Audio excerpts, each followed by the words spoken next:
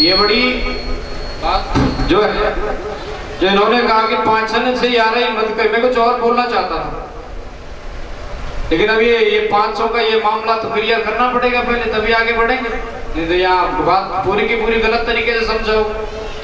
इन्होंने कहा कि 500 से 11 ही मत कर, यो नहीं करवा देंगे खारी। मैं तो कहता हूँ कि तुम 500 से 11 कर लो,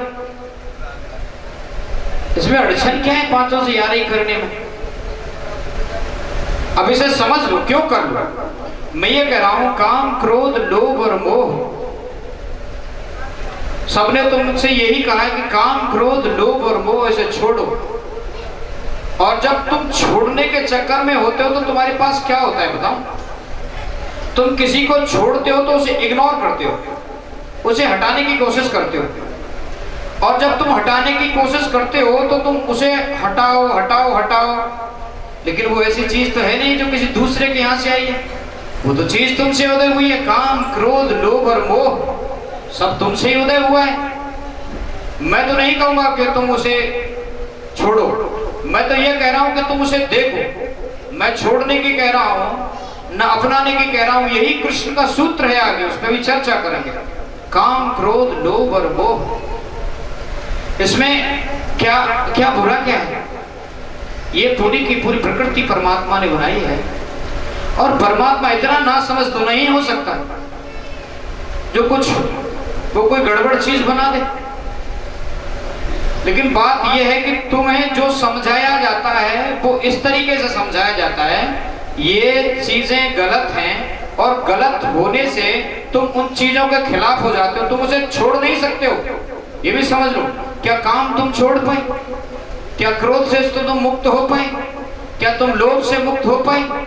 और क्या तुम मोह से मुक्त हो पाए? ये भजन ही मुझे लगा बिल्कुल उल्टा है, बिल्कुल उल्टा, मेरे हिसाब से बिल्कुल उल्टा है।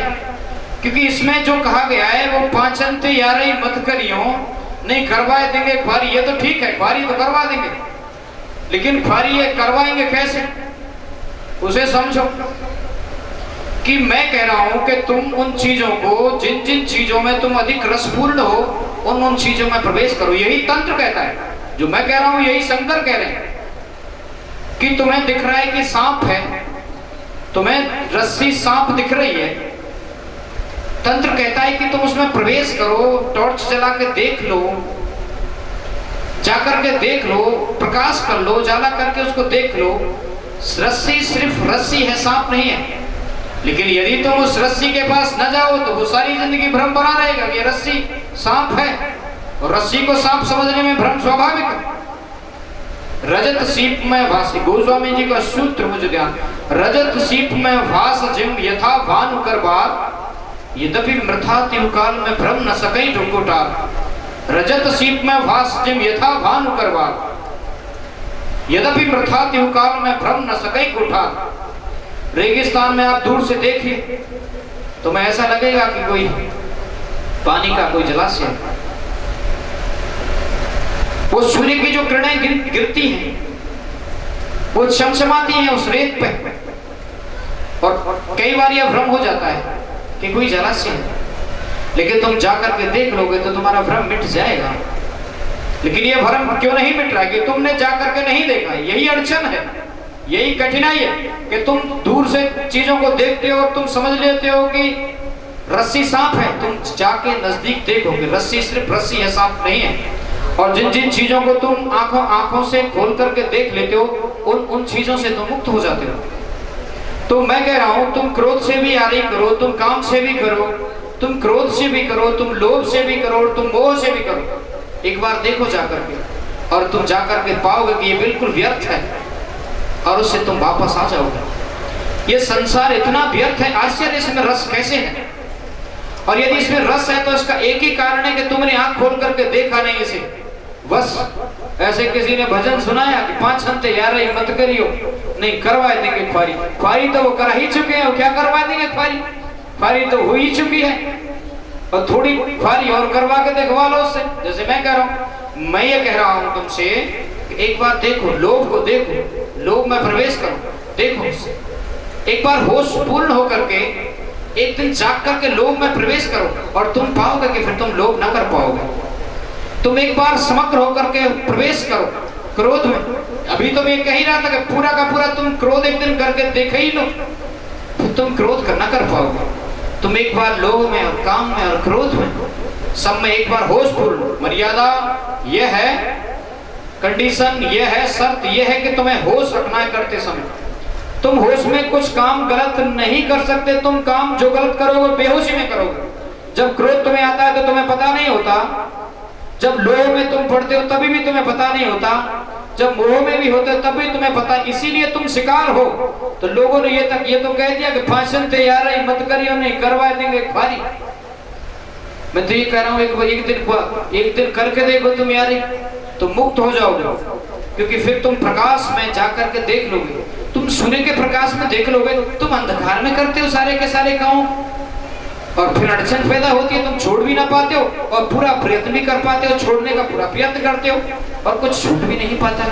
छूटेगा तभी जब तुम उसे जांच लो, देख लो। मैं अभी थोड़ी देर पहले तो ये कह ही रहा था कि तुम जाओ और अग्नि में एक दिन हाथ डाल करके देख ही लो, तुम्हें पता लग जाएगा ये जलाती है। जिस दिन तुम्हें पता लग जाएगा काम उपद्रव है, क्रोध उपद्रव है, लोभ उपद्रव है, मोह उपद्रव है, तो तुम छोड़ दोगे। फिर क्यों कर पाओगे तुम? ये बात समझो। अग्नि जलाएगी फिर कौन प्रवेश करेगा? लेकिन सिर्फ हमने सुना है, जाना नहीं, देखा नहीं, प्रवेश नहीं किया कभी भी। तो मैं तो तुमसे नहीं कहूंगा कि तुम यार ही करो, वो यार ही ना करो। मैं तो तुमसे ये कहूंगा कि तुम करो। तुम्हें पता तो लगना चाहिए, इस बात का पता लगना चाहिए। और जब तुम्हें पता लग जाएगा तो तुम कभी क्रोध न कर पाओगे। करो, लेकिन कंडीशन इसमें एक ही है कि होश रहना चाहिए। होश ही गुणवत्ता है जीवन की। एक कवि ने कहीं कहा है कि जिंदगी ही इबादत है, यदि होश रहे तो। पूरी की पूरी जिंदगी तुम्हारी अध्यात्म बन जाएगी, आत्मज्ञान बन जाएगी, यदि तुम्हें होश रहे तो। बेहोशी में जो कुछ करते हो उसी से कठिनाई पैदा होती है। अब गड़बड़ तुम्हारे साथ ये है कि सारी दुनिया में सिर्फ सब रोगी हैं, सब रुग्ण हैं, सब लोगों के मन रुग्ण हैं। और वहाँ एक व्यक्ति स्वस्थ हो जाए तो उसके लिए बड़ी कठिनाई पैदा हो जाए। जहाँ सब सोए हुए हैं वहाँ एक जाग जाए, उसके लिए बड़ा उपद्रव हो जाएगा। तो सदगुरु तुम्हें जगाने का पूरा प्रयत्न करता है। गुरु और गुरु के संबंध में मैं भी कल कह ही चुका हूँ, मेरी जो दृष्टि है वो अलग है, भिन्न है बिल्कुल। गुरु का मतलब ये है जो होश में है, जो व्यक्ति होश में आ गया और तुम बेहोशी में जी रहे हो। सब कुछ तुम बेहोशी के साथ कर रहे हो। होश में एक दिन करके देखो, तुम्हारी गुणवत्ता बदल जाएगी। होश ही गुणवत्ता को बदल देता है। होश रहते तुम कुछ उपद्रव नहीं कर पाओगे। कोई लोभ और मोह, काम और ये सब तुम्हारे जीवन से होश के कारण। केवल दृष्टि जमा दो, पूरी की पूरी वासना बह जाएगी, पूरी की पूरी वासना जल जाएगी और जलने से जो धुआं उठेगा वो तुम्हारी चेतना को प्राप्त होगा, वो उसका ऊर्ध्वगमन होगा। ऊर्ध्वगमन का मतलब ऊपर की तरफ उठ जाएगा। और अध्यात्म का यही एक विज्ञान है कि तुम सारी जिंदगी नीचे की तरफ चलते रहते हो और अध्यात्म तुम्हें ऊपर उठाना चाहता। आत्मज्ञान भी का मतलब ये है ऊपर उठ जाना। तो मैं तो तुमसे नहीं कहूंगा, इन्होंने तो कह दिया। अभी जितनी समझ है इन्होंने ठीक ही कहा वैसे, लेकिन इनके कहने से मुझे समझाने का भी मौका मिल गया। ये ना कहते शायद ये कॉन्सेप्ट मेरे दिमाग में घुसता ही नहीं, तो एक दिन यार ही करके देख ही लो। लेकिन होश पूर्वक, बेहोशी में नहीं। मैं नहीं कहूँगा बेहोशी में करूँगा, बेहोशी के कारण सब गड़बड़ हो जाती है। तो तुमको जो समझाया जाता है तुम ऐसे मान लेते हो। इसमें भी एक अंधविश्वास है। जो अनपढ़ लोग हैं, अशिक्षित लोग हैं, वो लोग आसानी से विश्वास कर लेते हैं, बहुत आसानी से। अब आसानी उनको तो माने ही बैठे कि परमात्मा है। जो अशिक्षित अनपढ़ बेचारे, जो कुछ जानते नहीं, कोई शास्त्र नहीं पढ़ा, वो लोग ये माने ही बैठे कि परमात्मा है। परमात्मा उन्हें मिला नहीं है, मान लिया है। अब जो चीज तुम्हें मिली नहीं है उसे तुम कैसे मान सकते हो? ये तो अंधविश्वास ना, टोटल अंधविश्वास कि परमात्मा है। तुम परमात्मा को जान लो एक बार, यदि है तो फिर वो मिल जाएगा। फिर तो तुम अंधविश्वासी नहीं हो सकते। लेकिन तुमने जाने बगैर ही मान लिया कि परमात्मा है, और मान लिया तो ये सिर्फ अंधविश्वास है, बिना जाने मान लेना। तो जो अशिक्षित लोग हैं बेचारे वो भी अंधविश्वास में पड़े हुए, और जो शिक्षित हैं वो भी अंधविश्वास में पड़े हुए। जो मैं कई लोगों के साथ मिलता हूँ जो बहुत हायर क्वालिटी के लोग हैं, उच्चतर पड़े हुए, जो समाज के लिए कुछ दे सकते हैं, उन्होंने वो नेगेटिव लोग, नकारात्मक तत्व, उन्होंने परमात्मा को मान लिया कि कोई परमात्मा नहीं। उन्होंने भी बिना ही जाने मान लिया कि कोई परमात्मा नहीं। अरे तुम पढ़े लिखे हो, पहले जानो, उसके बाद तुम सिद्ध कर सकते हो परमात्मा नहीं। यदि वो नहीं है तो नहीं मिलेगा, है तो मिल जाएगा, फिर अंधविश्वास का कोई कारण ना रह जाएगा। तो जिन लोगों ने विश्वास कर लिया वो भी अंधविश्वास में ही जी रहे हैं, और जिन लोगों ने नहीं किया वो भी अंधविश्वास में ही जी रहे हैं, दोनों ही अंधविश्वास में। मैं तो नहीं कहता कि तुम किसी विश्वास में पढ़ो, मैं तो कहता हूं कि तुम जांचो, देखो, जानो, उसके बाद विश्वास करो, तो तुम्हारा विश्वास पुष्ट है, फिर कुछ अड़चन नहीं, फिर तुम किसी की बात नहीं मानोगे। मैं जैसे कहूं कि परमात्मा है तो ये मेरा निजीतम मामला, इंडिविजुअल है, बिल्कुल मैं जानता ही हूं, तो मैं कह सकता हूं। तो मेरे पास तो अविश्वास का कोई कारण नहीं, क्योंकि मैंने तो जान लिया, और तुम्हारे पास विश्वास का कोई कारण नहीं कि तुमने जाना नहीं। तो तुम जान करके ही विश्वास करो, अनजान वैसे अंधेरे कुएं में दीप न फेंको, यही चल रहा है। ज्ञान का अर्थ ही है, माया का अर्थ ही है बिना जाने मान लेना, अज्ञान का अर्थ ही है बिना जाने मान लेना। तुम जानने का प्रयत्न करो तो तुम जान जाओगे, और जब सब लोग जान सकते हैं तो तुम क्यों नहीं जानोगे सब। जब वो मीरा को मिल सकता है, जब वो गार्गी को मिल सकता है, जब वो कर्माबाई को मिल सकता है, जब बुद्ध को मिल सकता है, महावीर को मिल सकता है, जो कबीर को मिल सकता है, जो रहीम और तुलसी को मिल सकता है, वो तुम्हें क्यों नहीं मिल सकता। अड़चन ये है कि तुम माने ही बैठे हो। उन लोगों ने जाना, उसके बाद मान लो। अब जब जान ही लिया तो मानने का तो प्रश्न है ही नहीं, अब जान लिया, अब देख लिया, अब क्या मानना, अब तो है, और हम पुख्ता तरीके से कह सकते हैं कि वो है। तो मैं तो नहीं कहूंगा कि तुम पाचन तैयारी मत करियो, नहीं करवा देंगे खुआरी। मैं तो कहता हूँ एक बार खोल के देखो पूरे के पूरे मामले को, और तुम जान जाओगे तो फिर मान भी जाओगे मेरी बात को। मैं नहीं कहूंगा ये बात, जो और लोग कह रहे हैं वो मैं नहीं कह रहा, वो मैं कह सकता था, मुझे भी क्या अड़चन, मैं भी कह ही देता। और ये बात ज्यादा सरल तरीके से वो कह ही चुके, मुझे इस बात को समझाने के लिए आधा घंटा हो गया। समझाना हमेशा कठिन होता है, बहकाना हमेशा। अब बहकाने में तो समस्या ही क्या है, बहक तो तुम 1 मिनट में जाओगे, लेकिन मैं तुम्हें बहकाना नहीं, मैं तो तुम्हें समझाना चाहता हूँ, जनाना चाहता हूँ। मेरी दृष्टि ये है कि तुम जान जाओ, लेकिन अड़चन ये है कि तुम क्यों नहीं जान पाते हो, ये मामला क्या है, व्हाट इज दिस रीजन। ये उपद्रव क्या है कि तुम्हें पता भी है कि परमात्मा तुम्हारे अंदर है, यही कृष्ण कह रहे हैं, यही क्राइस्ट, यही शंकर, यही राम, यही कबीर, यही गीता कह रही है, यही कुरान, यही बाइबल, पूरे के पूरे जो 3 धर्म हैं वो हर बात पर विसंगति है उनके पास, लेकिन एक बात में वो संगत है कि परमात्मा अंदर है, परमात्मा तुम्हारे भीतर है, लेकिन तुम क्यों नहीं जान पा रहे हो, ये मामला क्या है। ये तो बड़ी कठिनाई वाली बात है। जो तुम्हारे सबसे नजदीक है उसे तो तुम नहीं जान पाते हो, और जो तुम्हारे बिल्कुल नजदीक नहीं उन सारी चीजों को तुम जान लेते हो। तुम धन को जानते हो, काम और क्रोध को भी जानते हो, लेकिन तुम परमात्मा को नहीं जानते हो। पहली बात नहीं कि तुमने प्रयत्न नहीं किया, तुम माने ही बैठे हो कि परमात्मा हमें मिलेगा ही नहीं। ये मान लेना बड़ा ही कायरतापूर्ण बात है, ऐसे मान लो। ये मैं मनाने के लिए नहीं बैठा, मैं भी तुम्हें मना दूं कि ठीक है मान लो, तुम मान ही चुके हो, माने तो हुए ही हो। बस मैं तो तुम्हें भिन्नता से बताना चाहता हूँ, ये बात बड़ी भिन्न है। तो परमात्मा तुम्हारे भीतर है, अड़चन ये है कि तुम जान नहीं पा रहे हो। इससे बड़ी खतरनाक घटना नहीं हो सकती कि जो तुम्हारे सबसे नजदीक है, जो निकटतम से निकटतम है, उसको नहीं जान पाए। तो हृदय के संबंध में कहा है कि जहां से प्रेम, करुणा और दया बहती है, हृदय का स्वभाव है जहां से प्रेम, करुणा और दया बहती है। मस्तिष्क का स्वभाव है जहां से कपटता और लंपटता बहती है। हृदय का स्वभाव है जहां से बहती है प्रेम, करुणा और दया। और जब तुमने अपने निकटतम से निकटतम हृदय से प्रेम न किया तो तुम दूसरे से कैसे प्रेम कर पाओगे? जब तुम अपने हृदय से प्रेम न कर पाए, जब तुम अपने परमात्मा से प्रेम न कर पाए, तो तुम दूसरे परमात्मा से कैसे प्रेम कर पाओगे?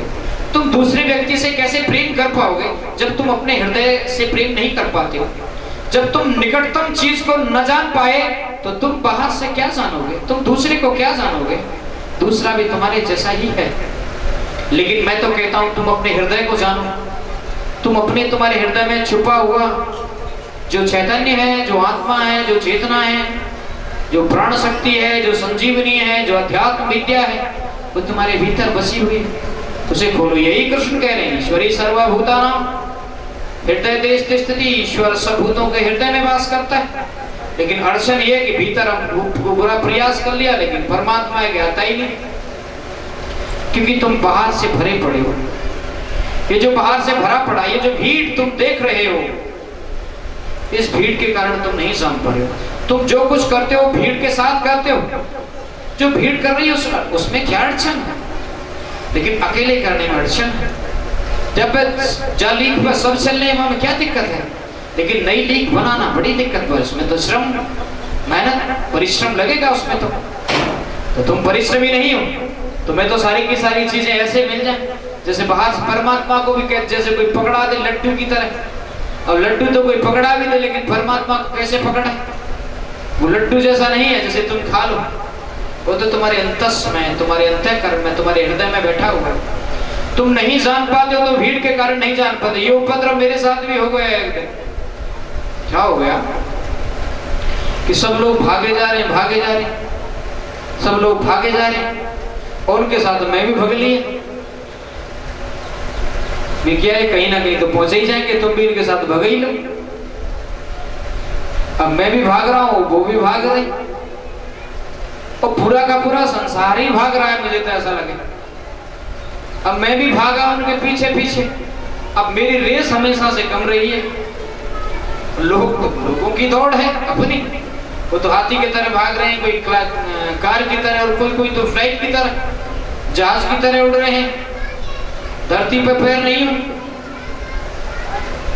तो मैं भी उन लोगों के साथ भागा। मैं भी इसी भ्रम का शिकार हो गया। मैं भी उन लोगों के साथ भागा और मैं भागता रहा। मैंने किसी वृद्ध व्यक्ति से पूछा कि कहां जा रहे हो? बोलिए ना पूछो कहां जा रहे हो, यहाँ तो भागते रहो बस।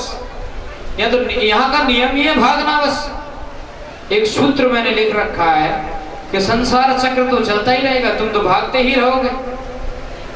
संसार चक्र तो चलता ही रहेगा। तुम सिर्फ इतना जान सको कि तुम शुक्र नहीं धुरी हो। तुम ये जान पाओ कि तुम आत्मा हो, तुम चेतना हो, तुम समग्र प्राण हो, ईश्वर तुम में बसता है। ये बात तुम जान लो। तुम धुरी हो, तुम चक्र नहीं हो। ये मैं बार बार कह रहा हूं तुमसे। लेकिन उस चक्र में सब भाग रहे हैं, वर्तुलाकार स्थिति में। ऐसे समझो, ऐसे सर्किल चल रहा है, उसके भीतर तुम भाग रहे हो। तुम्हारी ऊर्जा से संसार चल रहा है, तुम ही चला रहे हो उसे। तुम्हारे बिना वो चल भी नहीं सकता। तुम ही उसके निर्माता हो। तो मैं भी उन लोगों के साथ भागा। उन्होंने कहा कि सब पूछो ना कहां जा रहे हैं, बस भागते रहो। यहाँ तो नियति है कि जब सब भाग रहे हैं तो तुम भागने का समस्या है। मेरी बात भी ठीक है। मैंने की सारी भेड़ें कुएं में गिर जाएं तो तुम मुझे भी गिर ही दो। अब कोई बुद्धिमान व्यक्ति क्यों भागे? वो स्थिर होकर देखेगा, ठहरेगा, और भीड़ चाल से ले ही जा रहे हैं, भागे ही जा रहे हैं। और एक बात और समझ लो कि भीड़ का कभी कोई लक्ष्य नहीं होता। भीड़ का कभी कोई लक्ष्य हो भी नहीं सकता। लक्ष्य हमेशा व्यक्ति का होता है। लक्ष्य बड़ा इंडिविजुअल है, बड़ा व्यक्तिगत मामला है ये। तो तुम अपने लक्ष्य को साधो, भीड़ के साथ ना भागो। भीड़ तो भाग ही रही है, तुम ठहर के देख लो भीड़ कहाँ भाग रही है। तुम पाओगे कि ये सब व्यर्थ भाग रहे हैं, जहाँ कहीं नहीं सकते। ऐसे समझ लो यही भ्रम जब मुझे हुआ, यही घड़ी को हो गया। उसे भी ऐसा लगा घड़ी को भी कि मैं चल रही हूँ, जबकि घड़ी को ये नहीं पता कि सर्कल में बस घूम रही है, चल कहीं नहीं रही है। चल के घड़ी आज तक कहीं ना पहुंच पाई। घड़ी के संबंध में यदि सोचो तो वो भी संसार चक्र ही है, और घड़ी रोज भाग रही है, और घड़ी को ये भ्रम है जो हमें हो रहा है, वही भ्रम घड़ी को भी है कि मैं चले रही हूँ, लेकिन जा कहीं नहीं रही। बस इस वर्तुल से इस वर्तुल पे 1 से 2 और फिर ये 2 4 5 6 और ऐसे घूम करके आ जाती है, जगह जगह जगह जगह जगह चलती रहती है और चक्र में भाग रही है। समझ रहे हैं कि तुम चल रहे हैं, तुम्हें लग भी रहा है, बड़ी वास्तविकता है कि तुम चल भी रहे हो और तुम कहीं पहुंचे ही नहीं आज तक। तुम यदि कहीं नहीं पहुंचे हो तो मेरे सामने यदि बैठे हो तो इसका यही अर्थ है कि तुम बस चल रहे हो, पहुंचे कहीं भी नहीं, मंजिल कोई ना पा पाए। तो भीड़ का कोई लक्ष्य नहीं। भीड़ हमेशा उपद्रव पैदा करती है। तुम अकेले होकर के अपना लक्ष्य साधो, अपना कोई एम बनाओ तो तुम पा जाओगे, और पाना जो कुछ है बड़ा व्यक्तिगत है। तुम सामूहिक रूप से क्या पाओगे? तुम अकेले ही पाओगे। बुद्ध ने पाया अकेले ने पाया, मीरा ने पाया अकेले ने पाया, तुम भी अकेले ही पाओगे। लेकिन तुम्हें तो लग रहा है कि भीड़ भाग रही है, भागे चलो भागे चलो भागे। ये भ्रम हो गया समाज के कारण, और समाज का तो कुछ मामला ही ऐसा है कि वो भीड़ के मनोविज्ञान पे कार्य करती है। समाज का अर्थ ही है भीड़ के मनोविज्ञान पे कार्य करती है। जो भीड़ कर रही है वो करो, कोई अड़चन है भी नहीं भीड़ को करने में। अड़चन तो अकेले में कुछ करने में, कुछ अपने आप से कुछ करने में, लेकिन समाज तो भीड़ के साथ चल रही है और तुम भी भीड़ के साथ चले ही जा रहे। तो एक कहानी मुझे याद आ गई, बड़ी सुंदर अद्भुत। एक बड़ा सम्राट, एक राजा, नगर का एक राजा, और उस नगर की कुछ व्यवस्था ऐसी थी कि उस नगर में 2 कुएं थे। एक कुआं था राजा का, जहां केवल और केवल राजा, रानी और मंत्रीगण ही पानी पीते थे उस कुएं का। गांव की व्यवस्था, राजाओं की व्यवस्था तो हमेशा से अलग रही है, और ग्रामीण लोगों के अपने अलग कुएं हैं, राजाओं के अपने अलग कुएं हैं, और प्रजा के अपने अलग कुएं।